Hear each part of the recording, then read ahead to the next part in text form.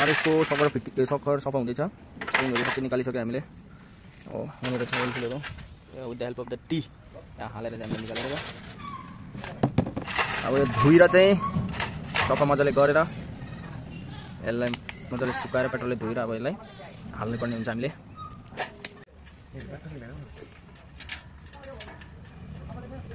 यो राम्ररी धुनु पर्ने हुन्छ नभए यसमा मैला जामे छ भने फेरि सकर लिक हुने चान्सेस हुन्छ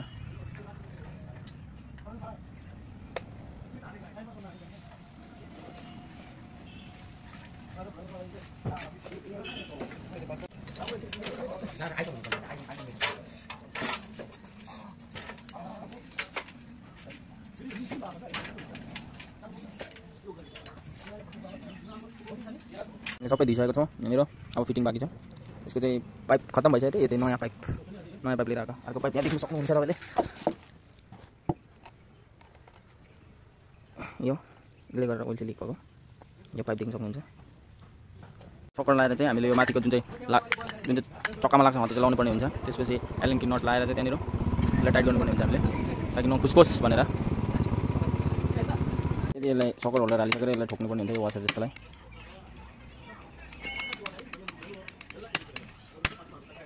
क्लिप मात्रै हाल्छु यसलाई मिलाएर ठोक्नुपर्छ नभए पाइपमा स्क्रच भयो भने फेरि ओइल लिक हुने चान्सेसहरू हुन्छ त्यही लागि I am holding the pipe is putting the washer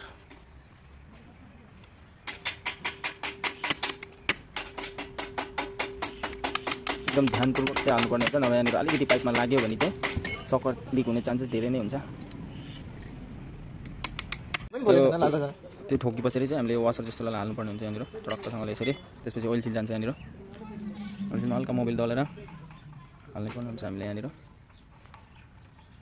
फुक्ने हाल्न झेक्ने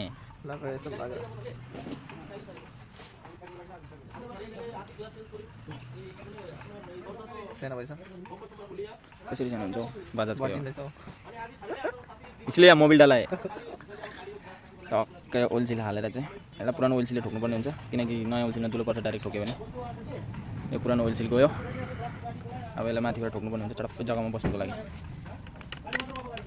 यसको ठोक्ने पनि एकदम तरिका छ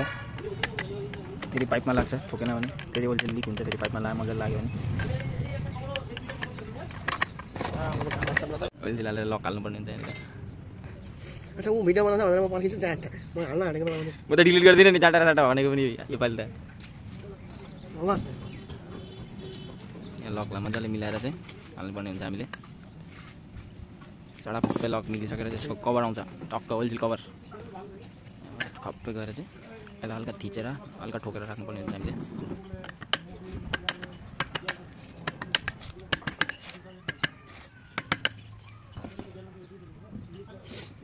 भएपछि चाहिँ अब यसमा स्प्रिङ जान्छ स्प्रिङ लिएर आउँदैछ साथीले स्प्रिङ चाहिँ यो भित्र पस्छ अनि हामीले 260 ml चाहिँ यसमा सकर ओइल हाल्ने पर्ने हुन्छ सकर ओइल चाहिँ हामीले वेक्सपुलको युज गर्दैछौँ वेक्सपुल सक अब्जर्भर ओइल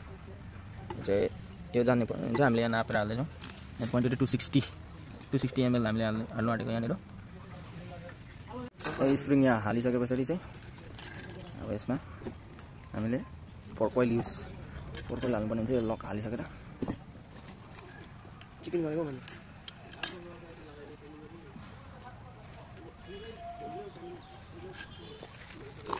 हालिसक्यो अब ओइल हाल्नु बाँकी छ यहाँनिर ओइल जाँदैछ 260 ml fork oil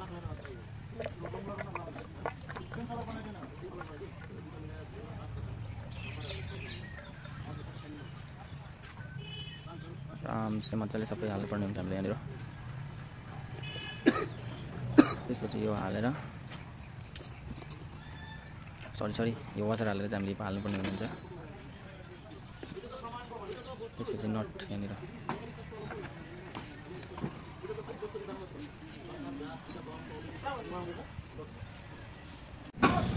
sucker fit भइसक्यो तेल पनि हामीले आइसक्यो अब यसलाई बाइकमा हाल्नुपर्ने हुन्छ हामीले राख्नुपर्ने हुन्छ हामीले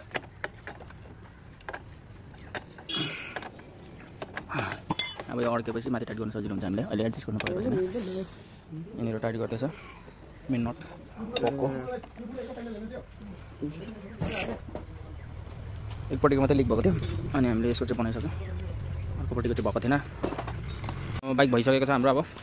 अहिले फर्क पनि बनाइसक्यो अब यो लिकेज हुने केही उयो छैन पाइप चेन्ज गरेँ लास्ट टाइम चाहिँ पाइप स्क्र्याच भएर चाहिँ ओइल सिल लिक भएको रहेछ अनि ह्यान्डल टिप पनि चेन्ज गरेँ हामीले अहिले बाइक एकदम स्टेबल भइसकेको छ